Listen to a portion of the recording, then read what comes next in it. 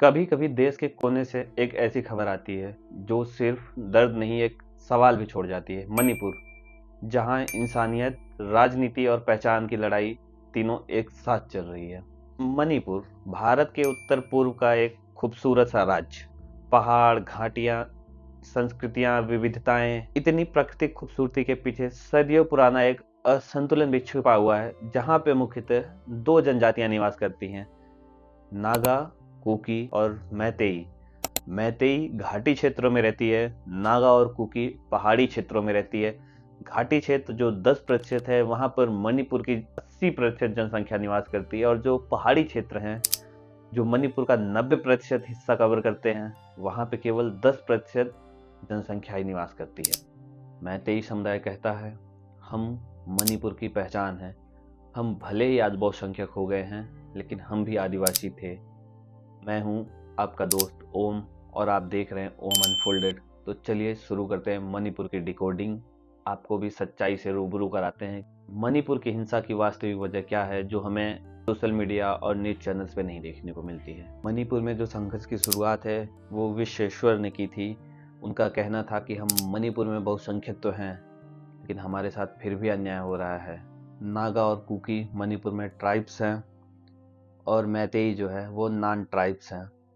मैतेई हिंदू हैं, नागा और cookie Christian मिशनरियों के प्रभाव में हैं, वो ज़्यादातर आबादी उनकी क्रिश्चियंस हैं। इस प्रकार यहाँ पे एक नया एंगल जुड़ता है हिंदू वर्सेस क्रिश्चियनिटी का। अब हम बात करते हैं भौगोलिक विभाजन की।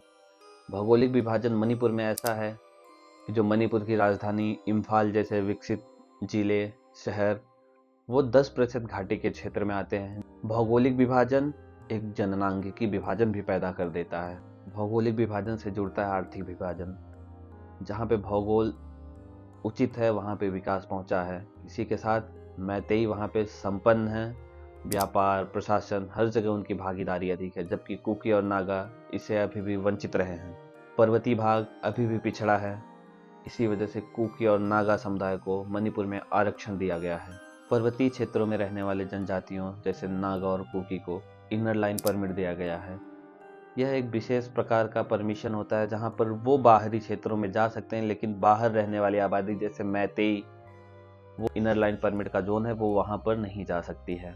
जब पहाड़ी क्षेत्रों में मैतेई लोगों का आना जाना प्रतिबंधित है, तो इसी का फायदा उठाकर कुकी जनजातियां वहां पे अफीम की बहुतायत खेती करती हैं, जो अवैध है। लेकिन घाटी क्षेत्रों में नागा समुदाय आ सकता है। मैतेइयों का तर्क है कि नागा हमारे घरों में आ सकते हैं, लेकिन हम नागाओं के घर में नहीं जा सकते। मैतेइयों द्वारा कहा जाता है कि मैतेइयों का घर केवल मणिपुर के 10% हिस्से में है, जबकि नागाओं का घर मणिपुर के 90% हिस्से में है। मैतेई कहते हैं कि हम मणिपुर के मूल निवासी हैं, और मैतेई ही मणिपुर की 90% जगहों पर आवागमन नहीं कर सकते हैं। मैतेइयों की मांग ये भी होती है कि मैतेइयों को भी इनर लाइन परमिट दिया जाए, उन्हें पर्वतीय क्षेत्रों में आवागमन की सुविधाएं मिले। अगर मैतेइयों को इनर लाइन परमिट नहीं दिया जाता है, तो मैतेइयों की मांग ये होती है कि जो कुकी समुदाय है उनका भी इनर लाइन परमिट खत्म किया जाए, क्योंकि घाटी क्षेत्र में जनसंख्या का दबाव अत्यधिक बढ़ रहा है। भारत के विभिन्न क्षेत्रों की तरह मणिपुर में भी आरक्षण लागू है। प्रशासन में जो आरक्षित सीटें होती हैं, वहाँ पे नागा और कुकी आते हैं।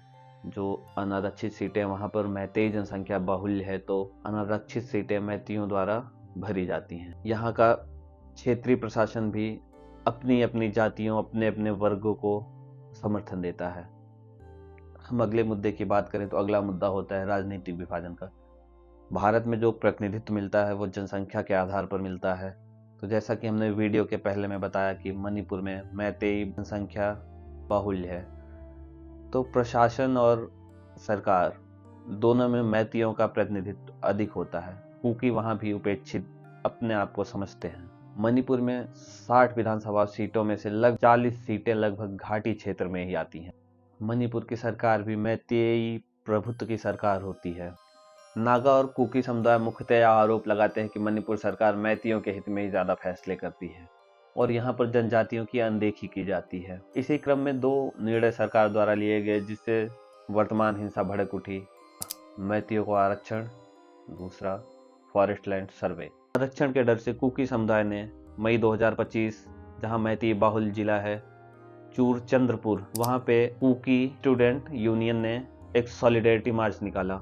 यह सॉलिडेरिटी मार्च कुकी क्षेत्रों में निकाला गया। उन कुकी क्षेत्रों में कहीं कहीं पर 1-2 की संख्या में मैतेई आबादी निवास करती थी और सॉलिडेरिटी मार्च में शामिल कुछ अराजक तत्वों ने उन मैतेई घरों पर पथराव किया और इसी पथराव की सूचना घाटी क्षेत्र के मैतियों को जब लगती है तो घाटी क्षेत्र के मैतियों ने कुकियों पर भी अत्याचार करना प्रारंभ किया और साथ ही साथ ये अराजकता बढ़ती गई। अराजकता बढ़ने के साथ साथ अगले 6 महीने में वहां पर मास माइग्रेशन शुरू हो गया। जो कुकी और नागा घाटी क्षेत्रों में रहते थे वो पहाड़ी क्षेत्रों में चले गए और जो मैतेई पहाड़ी क्षेत्रों में रहते थे वो अब घाटी क्षेत्रों में वापस लौटने लगे। कुकी और नागा एक तरफ थे और मैतेई एक तरफ थे। मैतेई वर्सेस कुकी नागा, जिन्होंने राज्य के भीतर अपने अपने 2 अलग अलग क्षेत्रों को बना लिया। मैतेई और कुकी समुदाय ने केवल राज्य के भीतर अपनी अलग अलग सीमाएं ही नहीं, पुलिस प्रशासन के हथियारों को लूटकर अपनी अपनी अलग अलग सेनाएं भी बना ली, जिससे एक दूसरे के क्षेत्रों में आवागमन बाधित कर दिया गया। यहाँ पे इजराइल और फिलिस्तीन के बॉर्डर जैसी स्थिति बना दी गई, जहाँ पर कैदियों का आदान प्रदान किया जाता है। अगर मैतेई समुदाय किसी कुकी को पकड़ता है तो उससे वो कुकियों से डिमांड करता है कि हमारे 3 मैतेई को वापस छोड़ो, नहीं तो हम आपकी कुकी को मार देंगे। लगभग 2 साल से अधिक समय तक विभाजन और हिंसा जारी रही, जिसमें इंटरनेट ने आग में घी डालने का काम किया। इक्का दुक्का कहीं ना कहीं से खबरें आती थी कि मैतेई समुदाय ने कुकियों को मारा और कुकी समुदाय ने मैतियों को मारा, और ये आए दिन आग भड़काती रही। हम बात करते हैं वर्तमान हिंसा के दूसरे कारण की, फॉरेस्ट लैंड सर्वे। मणिपुर सरकार ने कुकी और नागा समुदाय द्वारा अवैध कब्जा की गई जंगल की भूमि पर सर्वे किया। कुकी और नागा समुदाय का कहना है कि मैतियों के प्रभाव में आकर मणिपुर सरकार उनके जल जंगल जमीन के अधिकार को उनसे छीन रही है। मैतेई समुदाय ज्यादातर झूम खेती करता है, जबकि सरकार का तर्क है कि हमें अवैध कब्जे से जमीनों को खाली कराना है और अफीम की अवैध खेती को रोकना है। अफीम की अवैध खेती जो कुकी समुदाय द्वारा की जाती है, ये दोनों बातें बाइत्तेफाक मैतेई समुदाय के पक्ष में जाती हैं। अफीम की खेती की बारी आती है तो अब हम आपको बताते हैं कि यहाँ पे असली मुद्दा क्या है संघर्ष का। अफीम की खेती का नेटवर्क ड्रग लॉर्ड से कनेक्ट होता है। मणिपुर में जबकि लोगों को लगता है कि आरक्षण मुद्दा था वर्तमान हिंसा भड़कने का, लेकिन वर्तमान हिंसा भड़कने का कारण था फॉरेस्ट लैंड सर्वे और अफीम की अवैध खेती को बंद करना। यहाँ पे सीधा नेटवर्क कनेक्ट होता है ड्रग लॉर्ड से, जिनकी निर्भरता भारत के गोल्डन ट्रायंगल स्वर्णिम त्रिभुज से है, जहाँ पे अफीम की बहुतायत खेती की जाती है और अवैध रूप से उसकी तस्करी कर वर्मा भेजा जाता है। ड्रग लॉर्ड्स सेना, हथियार, पैसा वर्मा से कुकी समुदाय को देते हैं, क्योंकि म्यांमार में भी कुकी समुदाय पाया जाता है। भारत ने म्यांमार के साथ FMR फ्री मूवमेंट रिजीम भी साइन कर रखी थी, जिससे बॉर्डर एरिया के 16 किलोमीटर तक भारत के भीतर और 16 किलोमीटर भीतर म्यांमार के अंदर मुक्त आवागमन हो सकता है, जिसके लिए हमें किसी परमिट की आवश्यकता नहीं होती।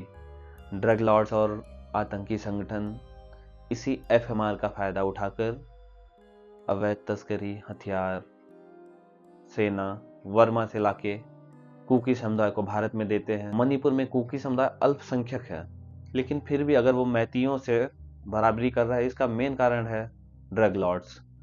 तो लोग इतना समझते हैं कि मणिपुर में केवल आरक्षण का मुद्दा था जिससे वर्तमान हिंसा भड़क उठी, तो मणिपुर में वर्तमान हिंसा भड़काने का कारण था ड्रग लॉर्ड्स का कनेक्शन, अफीम की तस्करी बंद होना। क्योंकि हम देखते हैं कि अगर भारत सरकार और मैतेई, भारत सरकार अपने आप में संप्रभु सरकार होने के साथ साथ मैतेई बहुसंख्यक अगर एक साथ भी हो जाते हैं, फिर भी अगर कुकी उनका मुकाबला कर रहे हैं, इसके बाद कुकी अल्पसंख्यक हैं, लेकिन फिर भी ड्रग लॉर्ड्स के संरक्षण में वो भारत सरकार और मैतियों का मुकाबला कर रहे हैं। मणिपुर की हिंसा सिर्फ एक राज्य की कहानी नहीं है। मणिपुर की हिंसा ने हमें हम और वो में बांट के रख दिया है। अब वक्त है इस बंटवारे को समाप्त करके, दीवारों को गिरा करके नए पुल को बनाते हैं और साझा प्रयास से मणिपुर में शांति बहाल करते हैं। जय हिंद, जय भारत। अगर आपको ये वीडियो अच्छा लगा हो तो वीडियो को लाइक करें, चैनल को सब्सक्राइब करें और लोगों को बताएं कि मणिपुर की हिंसा की असली वजह क्या है। धन्यवाद।